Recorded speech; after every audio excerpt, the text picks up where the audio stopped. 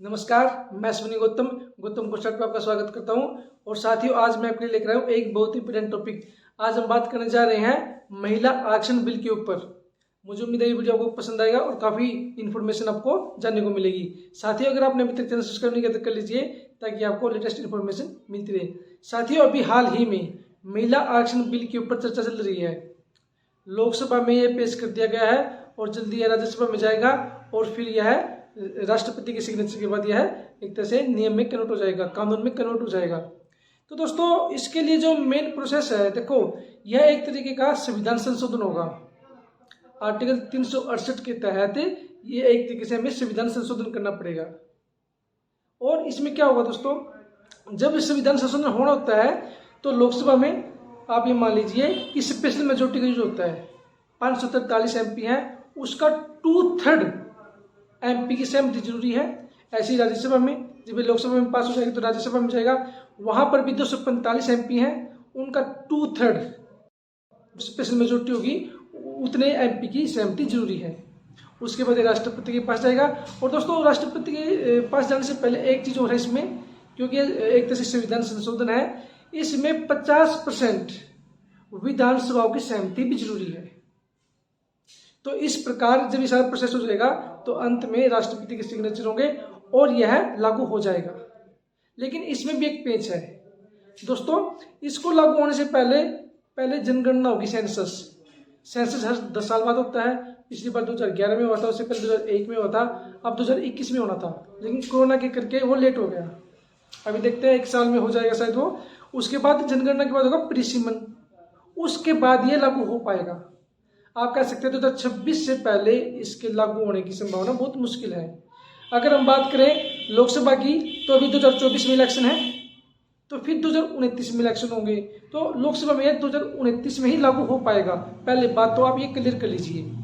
अब देखिए, महिलाओं की शक्ति हम सब जानते हैं, उनकी भागीदारी लोकतंत्र में हो, ये भी बहुत जरूरी है। महिला सशक्तिकरण, वुमेन एम्पावरमेंट के लिए जरूरी है महिलाओं को आरक्षण दिया जाए। अब साथियों, जो ये महिला आरक्षण बिल है, इसका नाम रखा गया है नारी शक्ति वंदन अधिनियम बिल। नारी शक्ति के नाम से इसको संबोधित किया गया है। होगी या अवधि होगी, वो होगी 15 साल की। फिर 15 साल बाद क्या होगा, इसको बढ़ा दिया जाएगा। ठीक है जी। अब यहाँ पे कुछ बातें हम क्लियर कर लेते हैं दोस्तों। देखिए, 33% रिजर्वेशन की बात हो रही है। यह कहां पे हो रही है? यह हो रही है लोकसभा के अंदर। लोकसभा में महिलाओं को 33% आरक्षण मिलेगा। इसका मतलब क्या है, जो अभी हमारी 543 सीट है लोकसभा में, 543, ठीक है, अब इसका एक तिहाई का मतलब क्या होगा,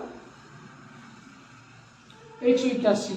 मतलब कि लोकसभा में 181 सीट महिलाओं के लिए रिजर्व हो जाएंगी। 543 में से 181 सीटें महिलाओं के लिए ही होंगी। इन सीटों पर महिलाएं ही खड़ी होंगी और उनकी जीत होगी। इन पर आदमी नहीं खड़े हो सकते। ठीक है, 181 सीटें रिजर्व हो जाएंगी। फिलहाल जो अभी डेटा है, देखिए, अभी करंट में लोकसभा में जो महिला MP हैं वो है 82, और 33% आरक्षण जब इनको मिल जाएगा तो इनकी किस्मत हो जाएगी 181, मतलब कि 100 के आसपास बढ़ जाएगी। और आप भी जानते हैं महिलाओं की शक्ति क्या है। अगर भारत को प्रोग्रेस करनी है, $5 ट्रिलियन इकोनॉमी बनाना है, या हमारे देश को और गति प्राप्त करनी है, तो महिलाओं की भागीदारी बहुत जरूरी है। इसको हम सब मानते हैं और ये इसी के लिए किया जा रहा है। हाँ, यहाँ पे आपको एक बात याद रखनी है, यह लोकसभा में ही आएगा, यह राज्यसभा में नहीं आएगा। राज्यसभा में रिजर्वेशन नहीं होगा। पहली बात लोकसभा में, सेकंड राज्य विधानसभाओं में। अभी 28 राज्य विधानसभाएं हैं और 2 यूनियन टेरिटरी हैं, उनमें एक दिल्ली है, एक पुडुचेरी है। तो 28 वो, और जो आपकी दिल्ली विधानसभा है वहां पर यह लागू होगा। लोकसभा प्लस में राज्य विधानसभाओं में यह 33% वाला जो आरक्षण है ये लागू हो जाएगा। इसमें राज्यसभा इंक्लूड नहीं है और इसमें विधान परिषद भी इंक्लूड नहीं है। अगर साथियों बात करें इसके इतिहास की, तो महिला आरक्षण की बात पिछले कई सालों से की जा रही है। पिछले कई सालों में जो भी सरकार आई उसने ही महिला आरक्षण बिल की बात की, महिला को आरक्षण देने की बात की, लेकिन यह सिर पर नहीं चढ़ पाई। सन 2010 में जब कांग्रेस की सरकार थी तब भी यह बिल लाया गया था, राज्यसभा में पास हो गया, लेकिन लोकसभा में यह पास नहीं हो पाया। अब मोदी सरकार है, मोदी सरकार के रहते ही उम्मीद है कि यह बिल पास हो जाएगा और यह एक तरह से एक्ट में कन्वर्ट हो जाएगा।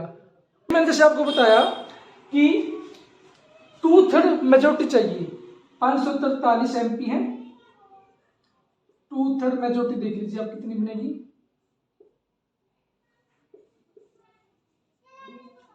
362 MP की हाथ चाहिए, उनकी सहमति चाहिए लोकसभा में इसको पारित करवाने के लिए।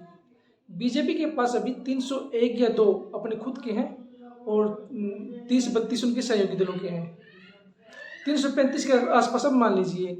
लेकिन क्योंकि दूसरी पार्टियां भी सहमत हैं कि महिलाओं को आरक्षण दिया जाए तो यह आंकड़ा 362 आराम से हो जाएगा। कांग्रेस भी कह रही है कि हम इसको सपोर्ट करेंगे, दूसरी पार्टी भी बोल रही है, तो इस मामले में मुझे कोई इशू लगता नहीं कि कोई दिक्कत आएगी। ऐसे ही राज्यसभा में 245 सीट है, इसका 2/3 कर लीजिए आप, आप 162 या 163 बनेगा, क्योंकि यहाँ पे पॉइंट में आएगा, तो 162 MP की राज्यसभा में सहमति जरूरी है इस बिल को पास करने के लिए।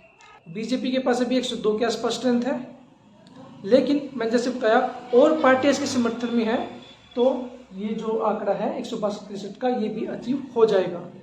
लोकसभा में पास, राज्यसभा में पास, फिर जो 50% विधानसभाएं हैं, जैसे कि अभी 28 विधानसभाएं हैं, 50% कर लीजिए उसका, उनकी सहमति भी मिल जाएगी, क्योंकि सभी सपोर्ट में है, कोई भी नहीं चाहता कि वो महिलाओं को नाराज करे। ठीक है जी, तो कुल मिलाकर दोस्तों कोई भी दिक्कत नहीं आएगी। हाँ, अभी जनगणना होगी, फिर परिसीमन होगा, उसके बाद ये लागू होगा, तो ऐसे करने में 3 से 4 साल लग जाएंगे और उम्मीद है 2026 के अंत में या 27 में ये एक तरह से अप्लाई हो जाएगा और लोकसभा और राज्य विधानसभाओं में औरतों को 33% जो आरक्षण है, रिजर्वेशन है, वो मिल जाएगा, जो कि हमारे लिए बहुत खुशी की बात है, इस देश की तरक्की के लिए जरूरी है। ठीक है, और 21वीं सदी भारत की सदी, उसके लिए भी ये बहुत जरूरी है। तो मुझे उम्मीद है आपको ये समझ में आ चुका होगा कि किस प्रकार बिल लाया जाएगा, कितनी सीट चाहिए और जो 33% के बाद लोकसभा में कितनी महिलाओं के लिए सीटें आरक्षित होंगी, बातें आपको समझ में आ चुकी होगी। अगर आपको वीडियो पसंद आए दोस्तों, चैनल सब्सक्राइब कीजिए और वीडियो को ज़्यादा शेयर कीजिए। कोई अगर आपकी क्वेरी है कमेंट बॉक्स में जाकर पूछ सकते हैं। आज के लिए इतना ही, thank you, have a nice day.